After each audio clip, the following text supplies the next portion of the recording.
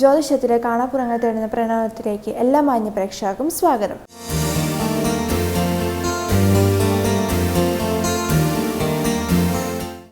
ഇന്ന് നമ്മോടൊപ്പം പങ്കെടുക്കുന്നത് പ്രശസ്ത ജ്യോതിഷാചാര്യനായ ശ്രീ സുഭാഷ് തന്ത്രി അവറുകളാണ്. അദ്ദേഹത്തെ നമുക്ക് സ്വാഗതം ചെയ്യാം. നമസ്കാരം സാർ. നമസ്കാരം.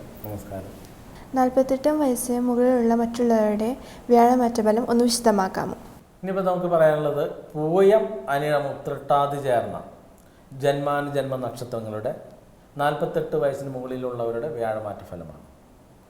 1196 ആണ്ട് വൃശ്ചിക മാസം 5-ാം തീയതി 2020 നവംബർ 20-ന് വ്യാഴം ധനുരാശിയിൽ നിന്നും മകരത്തിലേക്ക് നീചം സംഭവിക്കുമ്പോൾ പൂയം അനിഴം ഉത്രട്ടാതി ചേർന്ന ജന്മാനുജന്മ നക്ഷത്രക്കാർക്ക് ചിങ്ങം രാശിയായിട്ടാണ് കണക്കാക്കുന്നത്. അപ്പോൾ ചിങ്ങരാശിയായിട്ട് കണക്കാക്കുമ്പോൾ 5-ൽ നിന്ന വ്യാഴം 6-ലേക്കാണ് മാറുന്നത്. അപ്പോൾ 6-ലേക്ക് മാറുമ്പോൾ നമ്മുടെ കണക്കനുസരിച്ച് ഒരു രാശി പിന്നോട്ടിറക്കുമ്പോൾ 5-ലേക്ക് വരുന്നു. അപ്പോൾ 5-ലേക്ക് വരുമ്പോൾ വളരെ അനുകൂലമായ ഒരു വ്യാഴമാറ്റമാണ് ഇവരുടെ ജീവിതത്തിൽ സംഭവിക്കുന്നത്.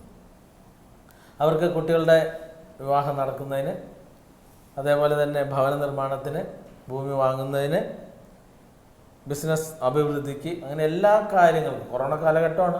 ഇനിയിപ്പോൾ കൊറോണ കാലത്തിരുന്നിട്ട് എല്ലാ കാലവും ഗംഭീരം എന്ന് പറഞ്ഞൊരു മണ്ടൻ എന്നുള്ള രീതിയിലേക്ക് വരണ്ട.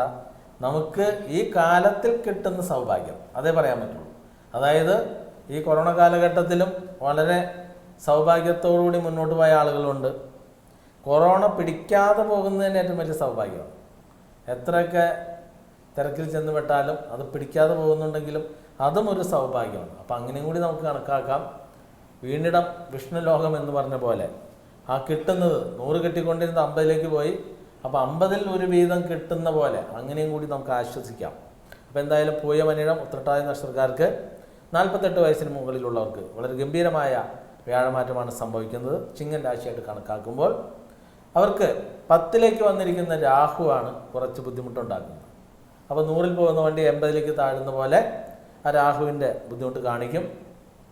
അപ്പം അതിന് നമുക്ക് ചെയ്യാവുന്നത് കന്യ ആയില്യം മുതൽ ഇടവ 10 വരെയുള്ള സമയത്ത് സർപ്പത്തിന് 100 പാലും കൊടുക്കുക. അങ്ങനെ 100 പാലും കൊടുത്തു കഴിഞ്ഞാൽ നമുക്ക് ആ രാഹുവിനെ കൂടി ഹെൽപ്പിലേക്ക് വരാവുന്ന രീതിയിലേക്ക് കുറച്ചെങ്കിലും ഒരു മാറ്റം വരുത്തിയാൽ നമുക്ക് 80-90-ലേക്ക് ആക്കാൻ പറ്റും. ഒരിക്കലും 100 കിട്ടില്ല. കാരണം പ്രകൃതിയുടെ ഒരു കണക്കനുസരിച്ച് ആ കണക്കിലേ പോകാൻ പറ്റുള്ളൂ. അപ്പോൾ 100-ൽ 100 ഒരിക്കലും പ്രതീക്ഷിക്കാൻ പാടില്ല. എന്നിരുന്നാലും ഇത്രയും കാലം ഉണ്ടായതിനേക്കാളും നല്ല ഒരു സമയമായിട്ട് തന്നെ പൂയം അനിഴം ഉത്രട്ടാതി ചേർന്ന് 48 വയസ്സിന് മുകളിലുള്ളവർക്ക് നല്ലൊരു സാഹചര്യമാണ് ഒത്തു വന്നിരിക്കുന്നത്. അപ്പോൾ നമ്മളെപ്പോഴും മനസ്സിലാക്കേണ്ടത് വ്യാഴമാറ്റം മാത്രം നോക്കിയിരിക്കരുത്. കാരണം നമുക്ക് ബ്രഹ്മചര്യാശ്രമം കഴിഞ്ഞു, അത് കഴിഞ്ഞ് ഗൃഹസ്ഥാശ്രമം കഴിഞ്ഞു, അതിനുശേഷം വാനപ്രസ്ഥം എന്ന് പറഞ്ഞാൽ എന്താ? ഇത് തന്നെ ഞാനൊരു ചാനലിൽ പ്രോഗ്രാം അവതരിപ്പിച്ചപ്പോൾ അവിടെ ഈ വാനപ്രസ്ഥത്തെക്കുറിച്ച് അവിടുത്തെ പ്രൊഡ്യൂസറായിട്ടൊരു സംഭാഷണം ഉണ്ടായി. അപ്പോൾ ഇദ്ദേഹം പറഞ്ഞത് ഈ വാനപ്രസ്ഥം എന്ന് പറഞ്ഞപ്പോൾ പുള്ളിയുടെ കണക്കനുസരിച്ച് ധൃതരാഷ്ട്രം കുന്തിയും ഗാന്ധാരിയും കുന്തിയും എല്ലാം കൂടി ഈ വനത്തിൽ പോയ കാര്യമാണ് പുള്ളിയാണ് വാനപ്രസ്ഥം.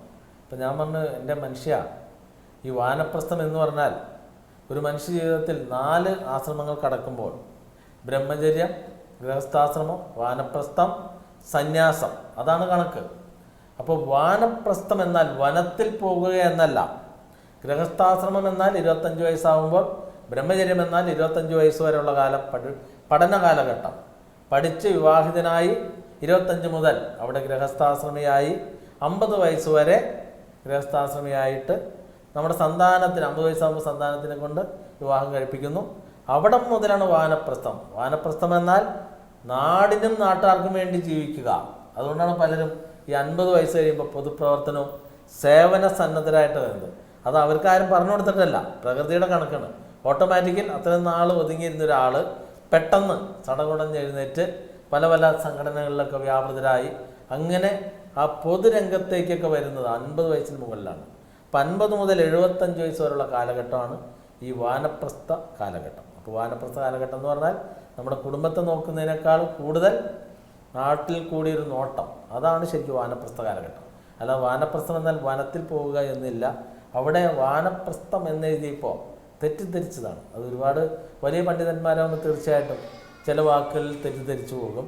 അപ്പോൾ 75 മുകളിൽ സന്യാസം വരുമ്പോഴാണ് കാട്ടിലൊക്കെ പോകുന്നത്. അപ്പോൾ സന്യാസം എന്ന് പറഞ്ഞാൽ എന്താ? എല്ലാം പരിത്യജിച്ചു. സന്യാസി എന്നാൽ തന്നെ സർവസംഘ പരിത്യാഗിയാണ്. സർവസംഘ പരിത്യാഗി എന്ന് പറഞ്ഞാൽ ഞാനൊരു സന്യാസി ഭാവമാണെങ്കിൽ എനിക്ക് 1000 രൂപ കിട്ടിയാൽ ഉടനെ ഞാൻ കുട്ടിക്കത് തരും. അതായത് അർഹതപ്പെട്ട ആൾ കൊടുത്തിരിക്കും.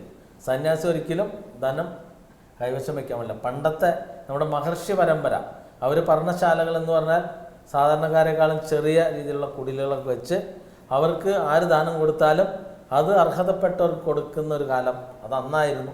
ഇന്നത്തെ സന്യാസാശ്രമങ്ങളെല്ലാം കോർപ്പറേറ്റ് സന്യാസിമാരാണ്.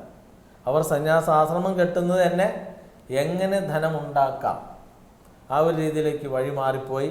അപ്പോൾ ഇവിടെയെല്ലാം നമ്മുടെ ഹൈന്ദവത്തിൻ്റെ അപജയം തന്നെയാണ്. കൃത്യമായ ഒരു ഗൈഡൻസ് നമുക്കില്ലാതെ പോയതുകൊണ്ട് ആരാണ് സന്യാസി, എന്താണ് സന്യാസിയുടെ ധർമ്മം, ഇതൊന്നും ഇന്നത്തെ സമൂഹത്തിന് അറിയാതെ പോയതുകൊണ്ട് ഒരുപാട് സന്യാസിമാർ നമ്മളെ വഴി കാണിക്കാൻ വന്നു.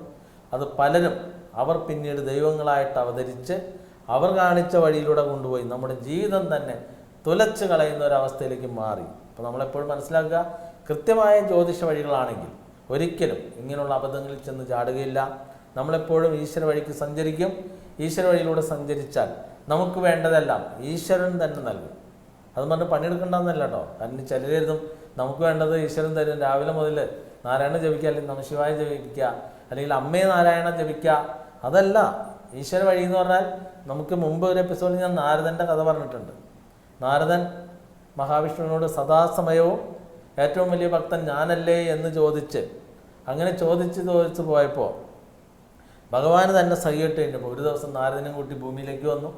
അങ്ങനെ ഭൂമിയിലേക്ക് വന്നു കഴിഞ്ഞപ്പോൾ ഒരു കൃഷിക്കാരൻ്റെ വീട്ടിൽ ഒരു സന്ധ്യാവേളയിൽ വന്ന് അവിടെ വെച്ച് ഈ കൃഷിക്കാരൻ ജോലിയും കഴിഞ്ഞ് വന്ന് അദ്ദേഹത്തിൻ്റെ കന്നാലുകളെയൊക്കെ കുളിപ്പിച്ച് അവിടെ വന്ന് അതിന് ശേഷം വിളക്കൊക്കെ വെച്ച് കഴിഞ്ഞപ്പോൾ നാരായണ നാരായണ എന്ന് 2 വിളി വിളിച്ചു.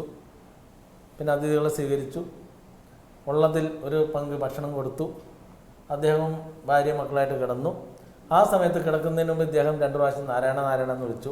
അപ്പോഴെല്ലാം നാരദൻ വിചാരിച്ചു, ഓ ഇതാണോ വലിയ ഭക്തൻ. പിറ്റേന്ന് പുലർച്ചെ എഴുന്നേറ്റ് ഇതേപോലെ തന്നെ അതിഥികളെ വേണ്ട രീതിയിൽ സൽക്കരിച്ചു. ഇദ്ദേഹം സ്നാനമൊക്കെ നടത്തി. ആ സമയത്തും നാരായണ നാരായണ എന്നെല്ലാം വിളിച്ചു. പിന്നീട്